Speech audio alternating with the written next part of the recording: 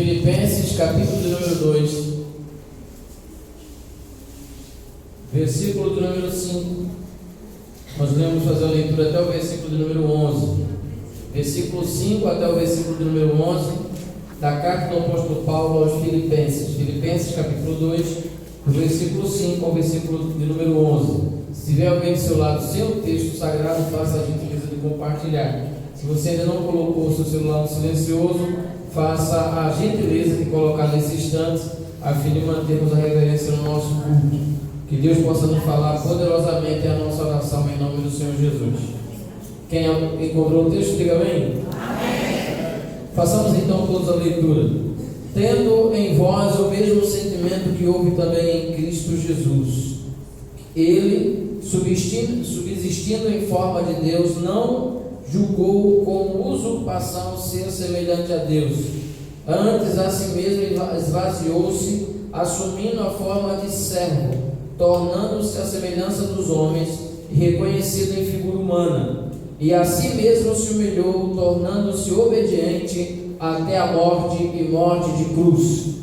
Pelo que também Deus o exaltou soberanamente e lhe deu um nome que está acima de todo outro nome, para que ao nome de Jesus se dobre todo o joelho nos céus, na terra e debaixo da terra, e toda língua confesse que Jesus Cristo é o Senhor, para a glória de Deus Pai. Maravilhoso e eterno Pai, Senhor nosso Deus, nós te louvamos por essa noite, pelo privilégio de estarmos aqui reunidos a fim de te adorar na beleza da tua santidade. Te rendemos louvores, ó Deus, pela porção do texto lido nessa noite, e te pedimos o auxílio do teu Espírito Santo ao trabalharmos, ó Deus, em nossos corações nessa noite, através da porção do texto lido.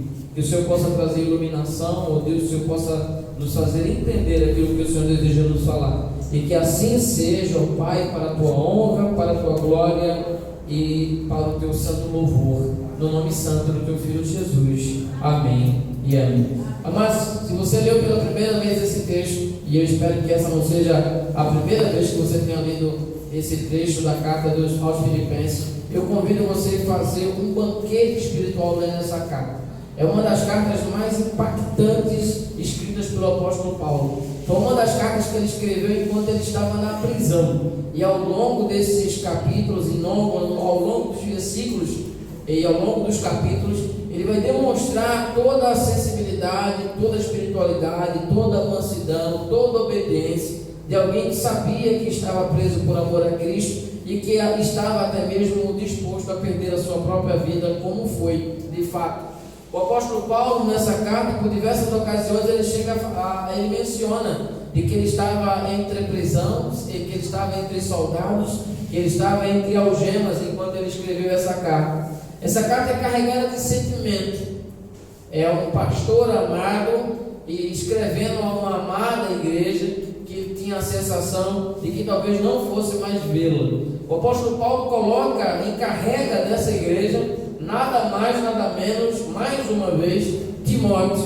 Timóteo é enviado para aquela igreja na expectativa de orientar a igreja, de consolar a igreja, de guiar aquela igreja, como também esteve em Coríntios, como também esteve em Éfeso. O apóstolo Paulo, dessa maneira, estava lapidando o jovem Timóteo, colocando diante dele grandes desafios, que para a honra e glória do nome do nosso Deus e do nosso Pai, aquele jovem rapaz chamado Timóteo, aquele nosso jovem irmão, ele conseguia com zelo cumprir a missão que era colocada diante dele. Agora ele recebe essa missão. Paulo está preso em Roma, sua prisão aconteceu durante a sua segunda viagem missionária, e agora ele escreve à igreja alguns conselhos, algumas recomendações, aquilo que estava no seu coração e que ele desejava passar para a igreja. Não há muitas repreensões, mas há algumas observações claras que o apóstolo Paulo fala em relação a essa igreja, que demonstram o cuidado dele e talvez a possibilidade de surgir no coração daquela igreja, no seio daquela igreja, um problema sério.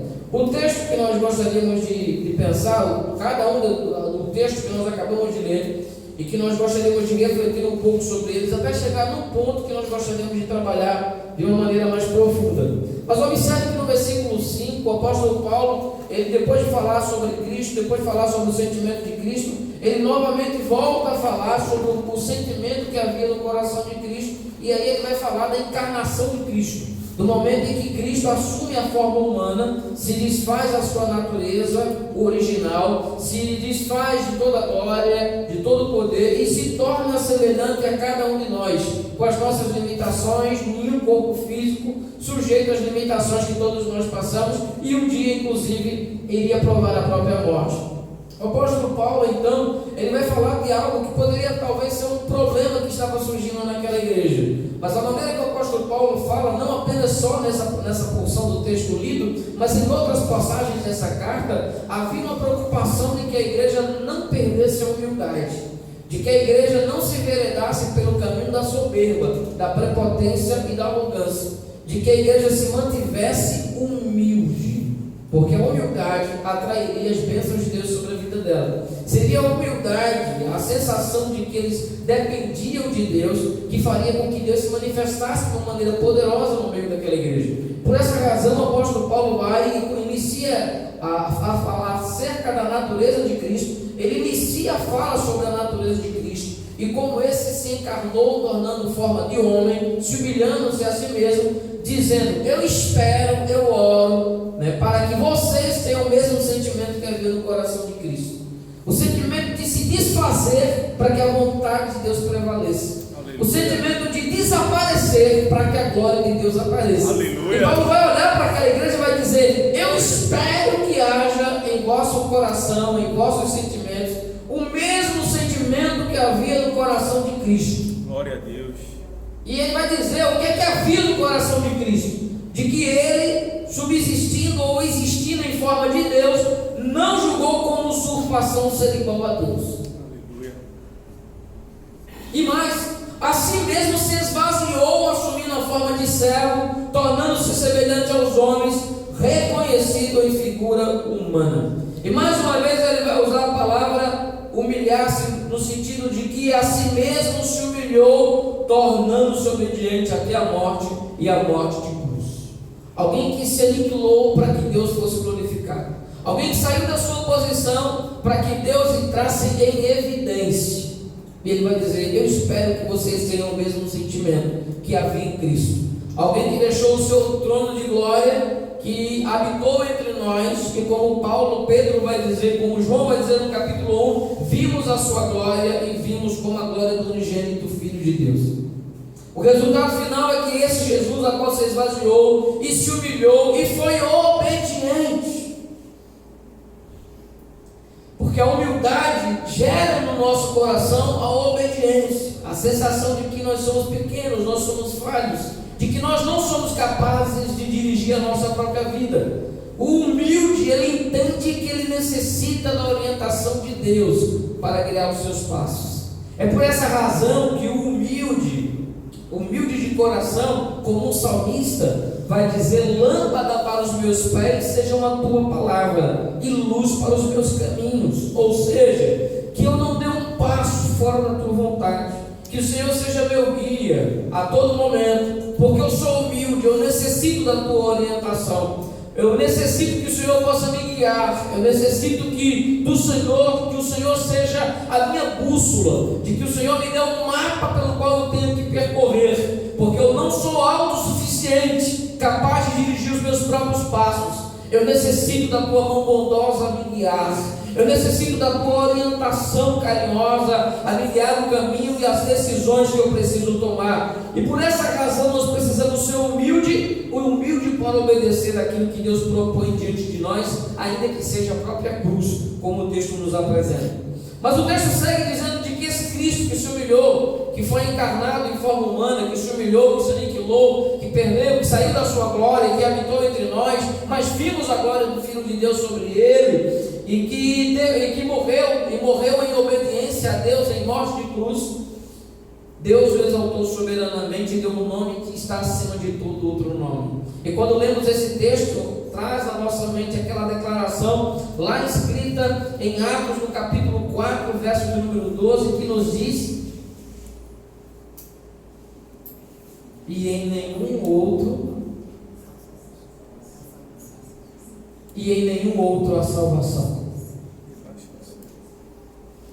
que não seja no nome do Senhor Jesus. Amém? Amém. E em nenhum outro há salvação que não seja no nome do Senhor Jesus. E em nenhum outro nome no céu e na terra há salvação que não seja no nome do Senhor Jesus. Ele continua dizendo: para que nesse nome, que é sobre todo outro nome, se dobre todo o joelho nos céus, na terra e debaixo da terra, e que toda língua confesse que Jesus Cristo é o Senhor, para a glória de Deus Pai. E aí nós queremos observar nessa expressão quando nos diz de que era o desejo, a intenção, o propósito de que toda língua confesse, declare, creia de que Jesus Cristo é o Senhor. E é sobre isso que nós gostaríamos de pensar um pouco nos instantes que se seguirão. Encarar e ver Jesus como sendo nosso Senhor. Porque é fácil observar Jesus como sendo Salvador. Geralmente nós pregamos, nós vemos nas cruzadas evangelísticas, nós vemos em todo o empenho que há nas músicas, declarando de que Ele é o nosso Salvador. E na nossa mente, no nosso sentimento, diante das dificuldades, das tribulações da vida, por diversas vezes observamos de que Jesus é o nosso Salvador. Afinal de contas, Ele é o Salvador do mundo. A Escritura vai nos dizer isso, que Ele é o Salvador do mundo. A Escritura vai mostrar claramente que Jesus veio a essa terra com o propósito de salvar aquele que estava perdido. Jesus, Ele é aquele que veio redimir o seu povo dos seus pecados, que veio salvar a igreja, que veio comprar a igreja com o seu sangue, que veio nos lavar com o seu precioso sangue derramado na cruz do Calvário, que veio pagar o preço, que veio rasgar a cédula que era contra nós, que veio se apresentar como um sacrifício perfeito, a fim de que pudéssemos encontrar a paz, a felicidade, a alegria e o perdão dos nossos pecados, que é o propósito da vinda de Cristo nesse mundo. É fácil também olhar Jesus não apenas como aquele que é o nosso Salvador, que nos salva dos nossos pecados, mas normalmente é visto Jesus como aquele que veio também nos salvar dos momentos de dificuldade e de aflição. Já o salmista já vai nos dizer de que o Senhor, Ele é o socorro bem presente na hora da angústia. Então geralmente nós conseguimos enxergar Jesus, nós conseguimos enxergar Deus como o Salvador que vem nos salvar dos momentos de dificuldade, que vem nos salvar dos momentos de inquietude, que vem nos salvar em meio às tempestades que a vida acaba nos empurrando em algum momento. É comum imaginar que Jesus é aquele que vem para nos salvar das dívidas, que vem para nos salvar das angústias da alma, que vem para nos salvar dos dilemas que a vida, ela de uma maneira inevitável vem e nos empurra e fazendo com que venhamos viver momentos extremamente angustiantes. Mas quando o texto nessa noite se refere de que ele precisava ser confessado, e aqui vai dizer que toda língua confesse que Jesus é o Senhor. E há uma diferença entre afirmar, declarar de que Jesus é o meu Salvador e dizer que Jesus é o meu Senhor. Há uma diferença muito grande. Porque quando eu digo que Jesus é o meu Salvador, eu entendo que é Ele quem faz, é Ele quem dirige, e que eu entro apenas como algo que sofre a ação, né, de Deus na minha vida, que vem, que me salva, que me cura, que me abençoa, que me tira das dívidas, que me tira dos problemas, que redime os meus pecados. Mas quando nós pensamos em Jesus como Senhor, nós começamos a ver Ele como autoridade, com soberania, como aquele que governa, como aquele que reina. Mas há também uma implicação mais profunda, mais clara, e é justamente sobre isso que nós precisamos entender quando nós olhamos a expressão Ele é o meu Senhor. A Bíblia vai nos dizer que aquele carcereiro estava lá confuso, se tirava a sua própria vida, né, porque afinal de contas a prisão tinha se desmoronado, as celas tinham aberto. Paulo e Silas aparentemente poderiam ter fugido, e ele grita: o que farei para ser salvo? O Paulo vai e diz: olha, crê no Senhor Jesus e será salvo tu e a tua casa. Mas entender e crer que Jesus é o meu Salvador implica também de que eu devo reconhecê-lo como sendo meu Senhor. E Senhor aqui significa dono, significa proprietário, significa aquele a quem eu pertenço. E aí é muito mais do que simplesmente alguém que tem uma autoridade, alguém que está acima de mim, mas alguém que está sobre a minha vida. Por essa razão é comum as pessoas afirmarem que Jesus é o seu Salvador, de que Ele de fato é o Salvador, mas não querem reconhecer como seu Senhor, porque Senhor implica em obedecer, obediência. Se nessa noite fosse perguntado a vocês, se nessa noite fosse perguntado a mim, Jesus é para você o seu Salvador e o seu Senhor, ou Ele é apenas seu Salvador, mas você tem dificuldade ainda de encará-lo como sendo seu Senhor? Qual seria a resposta? Qual seria a resposta se você estivesse diante de Deus e Deus olhasse para você e perguntasse a você, pelo estilo de vida que você tem levado, pelaquilo que você vê na internet, pelaquilo que você vê na TV, pela maneira que você tem usado as redes sociais, pelas suas conversas na faculdade, no colégio, pela sua vida no trabalho, pela sua vizinhança, você poderia dizer que de fato você tem Deus, Jesus, como sendo seu Senhor, seu dono, como aquele que lhe pertence, como aquele que você é uma propriedade dele, onde a sua vontade está cativa à vontade do seu Senhor? Quando você correria o risco de dizer, de fato, essa realidade está muito longe, muito longe. Eu não consigo encarar Deus como sendo meu Senhor, como aquele que manda, como aquele que eu obedeço, como aquele a quem eu tenho que me humilhar ao ponto de obedecer e, se possível, até a morte, para que o meu Senhor seja glorificado. Por essa razão, pensar em Deus como Senhor acaba fazendo com que as pessoas acabem travando, porque enquanto se vê a figura do Senhor como autoridade, glória, poder, mas quando diz essa autoridade, essa glória e esse poder é sobre a minha vida, Ele é o meu Senhor, Ele é o meu dono, eu pertenço a Ele. E se eu pertenço a Ele, eu não tenho vontade própria, eu não posso ir para todo lugar, eu não posso, a minha vontade está cativa à vontade do meu Senhor. Quando nós pensamos e imaginamos isso, nós começamos a ver algumas características pelas quais uma pessoa de fato reconhece Jesus como sendo o seu Senhor. Como é que uma pessoa de fato reconhece que Jesus é o seu Senhor? Primeiro, quando ele entende quem é Jesus. E a grande dificuldade que as pessoas têm em reconhecer Deus como seu Senhor é porque não conhecem. E é difícil obedecer e amar a quem não se conhece. Algumas pessoas acabaram tendo um momento muito interessante com a religião, com a igreja, com o movimento religioso.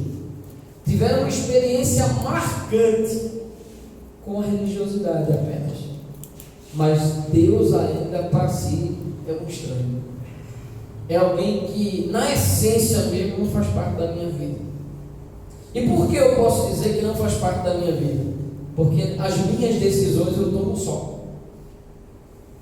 Eu não chamo para que o meu Senhor tome as decisões por mim. Eu não peço a sua orientação. Eu não permito que Ele guie os meus passos. Por essa razão, aquele a quem eu digo que é meu Senhor, talvez possa ser, na verdade, um estranho para mim. Porque na realidade, o seu senhorio não é exercido na minha vida. Para que Cristo possa ser de fato o meu Senhor, eu preciso entender quem Ele é, quem Deus é. E aí as religiões, a igreja, ela ajuda a criar uma imagem muito boa acerca de Jesus, quando ela pega da Escritura e mostra quem é Jesus. Mas também muitos segmentos religiosos, eles deturpam a imagem de Jesus e acaba fazendo com que muitas pessoas acabem tendo uma imagem de um Cristo que não é o Cristo pregado pelas Escrituras. É um Cristo pregado pela ilusão da mente dos líderes que formam um personagem. É apenas uma miragem, mas não é Cristo na sua essência. Se você reconhece, se você reconheceu, e se de fato Ele é o seu Senhor, primeiro você precisa entender quem Ele é. Ele é o Filho de Deus bendito. Ele é o leão da tribo de Judá. Ele é aquele que se fez homem e habitou entre nós, a fim que pudesse lhe salvar dos seus pecados e dos meus pecados. Deus não é apenas aquele que veio para resolver os meus dilemas, as minhas dificuldades, as minhas dívidas. Deus é aquele que veio para resolver o problema da humanidade. E o grande problema da humanidade não é um problema financeiro, amoroso ou interno, que é com as nossas emoções. O grande problema, a grande dificuldade do ser humano chama-se pecado. É esse o propósito da vida de Jesus nesse mundo, fazer com que pudéssemos ser lavados e remidos pelo seu sangue. Então, se nós desejamos de fato permitir que Ele seja o Senhor sobre as nossas vidas, comece olhando para Ele como quem de fato Ele é. Ele é o Verbo de Deus encarnado. Ele criou todas as coisas que há no céu, na terra e debaixo da terra. Ele criou os anjos, arcanjos, querubins. Tudo foi criado por Ele. Todas as coisas que existem, todas as coisas visíveis e invisíveis, foi Ele quem fez. Ele é aquele que Deus, que se fez carne, habitou entre nós e foi humilhado, massacrado como uma demonstração, como uma prova de que Deus nos ama, de que Deus deseja nos salvar, e Ele se ofereceu a si mesmo como sacrifício, pagando o preço pelos nossos pecados. Quem é Jesus? Para alguns, Jesus é apenas uma figura mitológica, não existiu, é apenas a recriação de lendas do passado que o cristianismo formulou na pessoa do Senhor Jesus. Para alguns, Jesus é apenas alguém revolucionário do passado, até existiu, mas não fez milagre, era apenas alguém que falava bem, que tinha uma boa oratória e levou algumas pessoas após si. Foi um revolucionário frustrado que acabou sendo morto, sepultado e em algum lugar enterraram o seu corpo. Mas, meus queridos, Jesus não é esse personagem. Para algumas pessoas, Jesus é um personagem ideal para fazer o próximo livro, quem sabe, né, o Código da Vinci lá do David Brown, né, quem sabe Jesus para alguns é uma figura interessante para se fazer um filme que lote as salas de cinemas espalhadas pelo mundo, como a Paixão de Cristo. Para alguns, Jesus é apenas um líder religioso que os seus ensinos nos fazem ter uma vida melhor. Mas para nós que somos salvos, Ele é o Cordeiro de Deus bendito. Para nós que somos salvos, é a razão da nossa esperança, a nossa viva esperança. Para Jesus, para nós, é aquele que prometeu enxugar as nossas lágrimas, é aquele que prometeu que haverá um fim para toda a dor que o ser humano tem passado, é aquele que promete que todas as coisas que estão acontecendo aqui, que nós olhamos e imaginamos de que não vai ter fim, tanta corrupção, tanta mutreta, tanta coisa humana, carnal, sensual diante de nós, mas é Ele, Jesus de Nazaré, quem nos promete que Ele virá nessa terra para colocar um ponto final na história de corrupção e de podridão sobre essa terra. É Ele, Jesus de Nazaré, que é o noivo da igreja. Ele, Jesus, não é apenas alguém que pode ser escrito ao seu respeito, feito uma peça ou um filme. Jesus não é apenas uma figura para ser pintada, desenhada como bem entender a mente do pintor. Jesus de Nazaré é o Filho de Deus bendito, aquele que nos ama e aquele a quem a igreja deve amar ardentemente. É nele que a igreja deve esperar, é em Jesus. Aleluia. Mas quando entendemos, meus queridos, que Jesus é quem de fato Ele é, entendemos quem somos nós. Somos falhos, somos imperfeitos. Ele se desfez de tudo, se esvaziou para chegar onde nós estamos, no mesmo patamar que nós. Olha para nós. Quando nós olhamos para Ele, nós vemos a glória, nós vemos o amor, nós vemos a obediência em excelência, nós vemos a excelência da adoração. É quando nós olhamos para nós, que somos nós. Nós somos Jesus esvaziado, sem nada. Quem somos nós? Falhos e perfeitos. Somos nós. Começamos e não conseguimos concluir. desistimos com facilidade, rancorosos, invejosos, medíocres, hipócritas. É o ser humano. Fere, machuca, é machucado, é ferido. É o ser humano. Limitado, seja com 17, 18, 25, 30, 50, 70, 80, 110, 115, 120, 130, mas é limitado. Um dia todos nós vamos morrer, mas quando nós olhamos para Jesus, Ele é o mesmo ontem, hoje e sempre. Aleluia. Ele não muda. Aleluia. Se desejamos que Ele de fato seja o nosso Senhor, precisamos olhar para quem Ele é, precisamos olhar para quem nós somos. E quando nós olhamos para quem nós somos, nós não podemos nos perder nas ilusões e na filosofia dos homens. Precisamos enxergar e dizer, de fato, se eu entendo e desejo que Ele seja o meu Senhor, eu preciso entender que se Ele é o meu Senhor, Ele não aceita ter o seu senhorio dividido, porque ninguém pode servir a dois senhores. Ou você serve a um e aborrece ao outro, ou aborrece a um e ama e segue o outro. Deus não aceita dividir o seu senhorio com ninguém.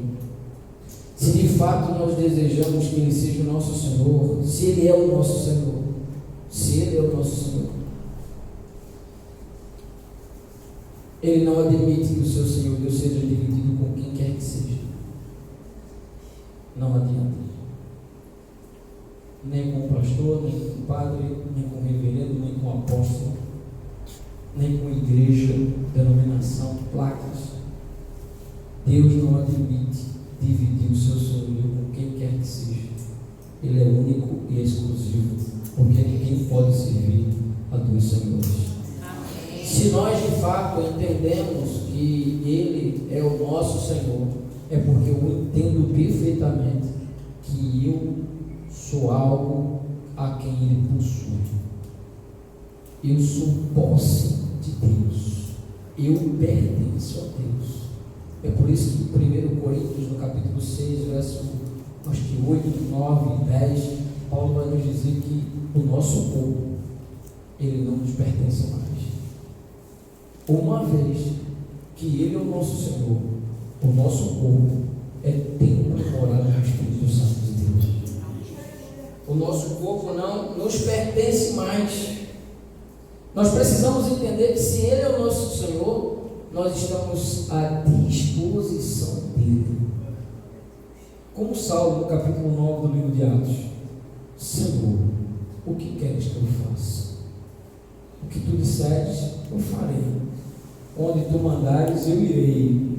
Que essa seja a mesma disposição que precisa haver nos nossos corações. Reconhecer quem somos, reconhecer quem Deus é, reconhecer a nossa pequenez diante da grandeza de Deus, reconhecer que nós precisamos de fato ser submissos a Ele, obedientes a Ele, porque se eu barganhar a minha obediência, se eu apenas obedecer a Deus naquilo que me convém, se eu acabar fazendo algumas concessões, eu não obedeço a Deus nisso, mas isso aqui eu não obedeço, eu entendo de que nós não estamos de fato obedecendo ao único Senhor, mas em alguns momentos eu sou o Senhor da minha vida, em alguns momentos a mídia é o Senhor da minha vida, em algum momento outras pessoas ou coisas acabam ocupando um lugar que só pertence a Deus. Se de fato Ele é o meu Senhor, eu pertenço a Ele, meu corpo pertence a Ele, e a minha vida precisa ser gasta em prol do reino dEle, e eu preciso estar à disposição de Deus. Senhor, faz o que queres da minha vida, onde o Senhor desejar me usar. Não é onde eu desejo me usar, não é os meus sonhos, não é os meus projetos, não são os meus anseios, não são o meu sentimento de realização, mas, Senhor, onde o Senhor quer me usar para a glória e louvor do Teu nome, porque afinal de contas o que O que de fato vai fazer com que o nome de Deus seja engrandecido é quando eu consigo afirmar a declaração de João Batista: importa que ele cresça e que eu diminua. Importa que ele cresça e que eu diminua. É a sensação de alguém que se coloca na posição de servo e diz: ele é o meu Senhor. Há garantias de ter o Senhor como o Senhor das nossas vidas. E a primeira garantia é que, se não tivermos direção, Ele nos mostrará a direção. A segunda garantia que nós podemos ter de ter o Senhor como, o ter Jesus como o Senhor da nossa vida, é de que haverá alguns momentos em que sentiremos o peso das dificuldades que esse mundo coloca sobre nós. E como é bom ter o Senhor como Jesus como o Senhor da nossa vida, porque Ele nos garante de que o fardo dele é suave. E nos momentos que aparentemente a pressão desse mundo tentar nos esmagar, nós poderemos recorrer a Ele na certeza de que o fardo dele é leve, é suave, e que Ele nos ajudará a passar por todas as dificuldades que essa vida se coloca diante de nós. A certeza de ter o Senhor como pastor das nossas vidas é saber que nós temos um Senhor, um dono, que se interfere nas nossas lutas. Eu pelejarei por vós e vós calareis. Que Deus nos ajude, de fato, se desejamos ter um relacionamento pessoal com Cristo, não um relacionamento religioso, não um relacionamento que gire apenas no campo da religião humana, puramente humana, mas se desejamos de fato ter um relacionamento pessoal com Cristo, com Jesus de fato, que o Senhor nos leve, nos encaminhe a enxergá-lo como o Senhor da nossa vida, a mortificarmos a nossa natureza carnal, a não permitir que a carne venha nos nossos corações e que seja expressa através de pensamentos, palavras e ações. Mas se de fato Cristo é o meu Senhor, haja um sentimento de matar a minha carne, matar a natureza, matar tudo aquilo que ofende a Deus, que ofusca a santidade de Deus e que não é o desejo de Deus para o seu povo. Nessa noite, a grande mensagem que fica é que, se nós desejamos de fato a semelhança daquilo que foi expresso pelo apóstolo Paulo a essa igreja, ter esse mesmo sentimento, carregados de humildade, carregado de dependência, carregado de obediência e na certeza que Ele é o nosso Senhor, saia daqui dizendo: eu quero ser mais obediente, porque a minha vida como cristão deixa muito a desejar. Em algumas áreas da minha vida eu não tenho permitido que o Senhor seja Senhor plenamente, e o Senhor não deseja o seu coração pela metade. Ou você está 100% na companhia de Deus, ou você se coloca na posição de Ele em primeiro lugar, ou então Ele não está em lugar nenhum, porque Deus não aceita segundo e terceiro lugar na vida de ninguém. O lugar que Deus precisa ocupar é o primeiro lugar. Permita que Ele seja o Senhor da sua vida, que Ele governe as suas decisões. Recorra a Ele e diga: Senhor, eu não quero ser Senhor da minha vida, eu não quero ser Senhor do meu futuro. Senhor, eu confio na Tua provisão, eu confio no Teu cuidado. Tu és o meu Senhor, Tu és o meu dono, Tu és aquele que me encontrou pelo bom preço. Eu sou Teu, faz o que queres, envia-me para onde o Senhor desejar. Eu não quero me apartar da Tua presença. Eu sei que eu sou Teu, não compreendo todas as coisas que ocorrem nesse mundo, não compreendo todas as coisas que acontecem comigo e com os meus, mas eu sei que eu sou Teu, eu sei que eu te pertenço, e eu sei que no tempo certo, com o amor que só o Senhor pode demonstrar, eu compreenderei aquilo que hoje eu não compreendo. Por hoje, que o Senhor me ajude a ser obediente. Obediente. Você quer receber bênçãos do céu? Todo mundo quer dizer: Deus, eu quero ir para a igreja para ouvir Deus falar. Eu quero ouvir uma palavra da parte de Deus. Eu quero ouvir uma palavra que de alguma forma me traga consolo.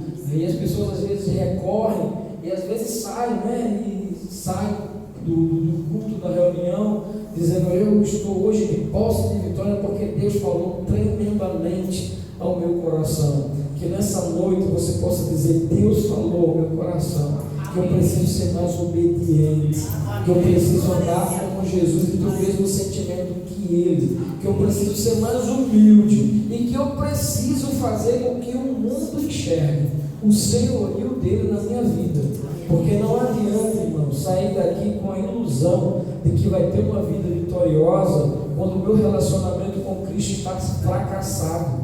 Não adianta sair daqui com a ilusão de que nós teremos uma vida próspera, como o meu caminho com Deus é pobre, é fraco. O Senhor deseja que o nosso caminhar com Ele seja enriquecido de tremendas experiências que nos leve a caminhar lado a lado com o Mestre, que venhamos reconhecer Ele como seu Senhor absoluto.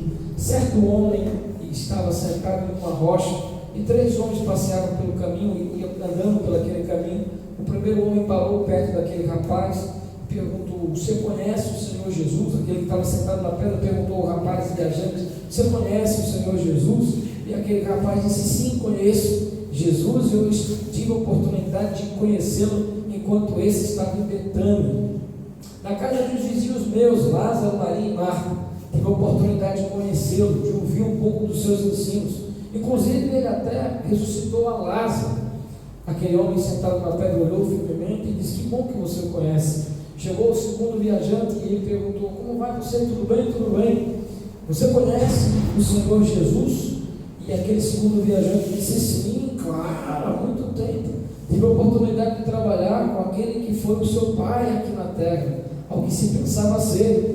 Eu trabalhava em muitas ocasiões, encomendei os móveis a José. E Jesus, desde criança, fazia os móveis com ele, ajudava. Tive a oportunidade de conhecer, vi parte da sua adolescência, a sua juventude. É alguém exemplar, um rabino extraordinário. As palavras dele são maravilhosas, são encantadoras. Então aquele homem sentado na pedra disse: está certo, então Deus abençoe, siga o seu caminho. Chegou então o terceiro viajante, humilde, as roupas um pouco mais simples. E aquele viajante, aquele homem sentado na pedra, perguntou àquele viajante, mais simples e humilde do que os outros: você conhece o Senhor Jesus? Aquele viajante então, depois da longa caminhada, sem pão na sua mochila e o cantinho já vazio, com lágrimas nos olhos, dobra o seu joelho nos pés daquele homem sentado na pedra e diz: és tu o meu Senhor. Que Deus nos abençoe rica e abundantemente. Maravilhoso e eterno Pai. Senhor, nosso Deus, nós te louvamos por essa noite, pela oportunidade de estarmos aqui. Te pedimos que o Senhor, dia após dia, esteja lapidando a nossa vida, ó Deus. Esteja trabalhando na nossa vida profundamente, a fim de que venhamos estar prontos e preparados para, com ousadia, com alegria, com gozo, dizer: de fato, Jesus é o meu Salvador e o meu Senhor.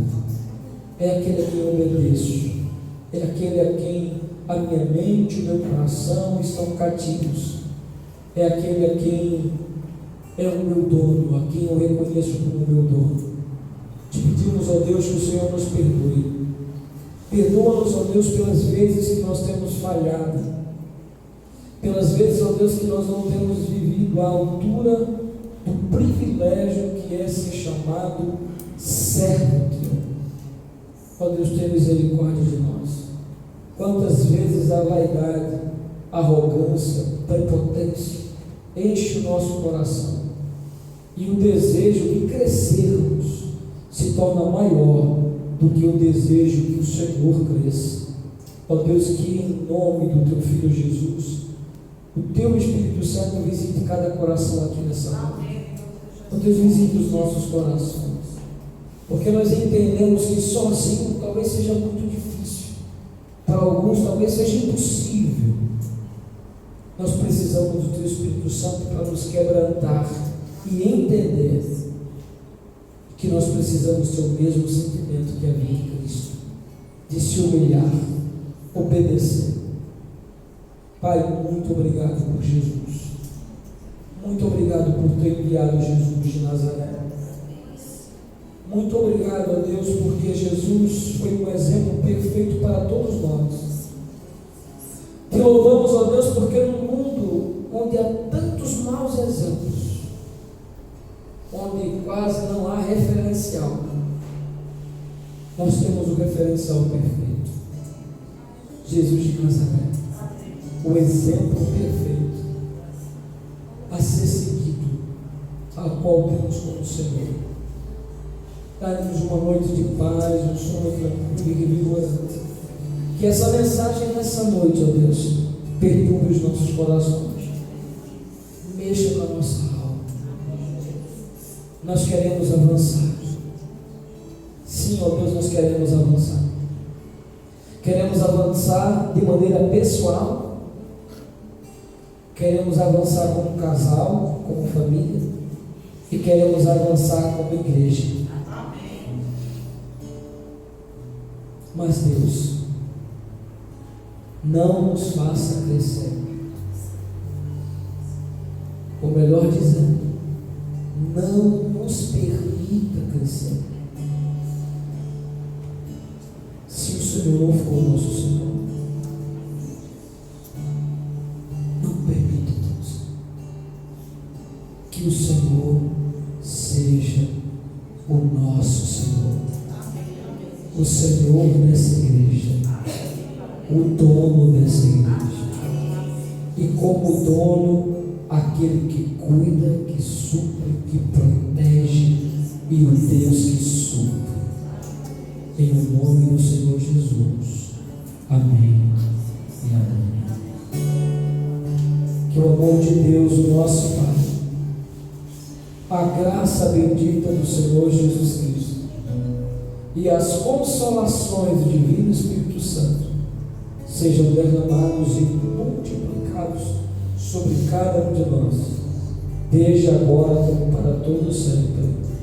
Amém e amém. Deus abençoe a todos, em nome do Senhor Jesus. Quem ainda não